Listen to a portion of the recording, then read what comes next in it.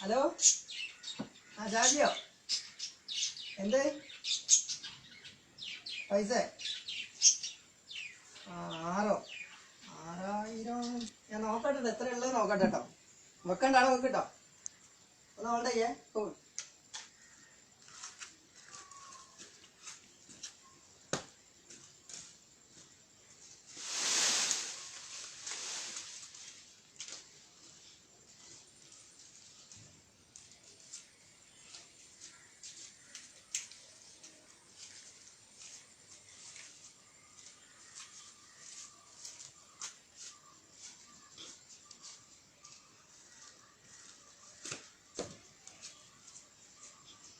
ഷാജിയേ, 2600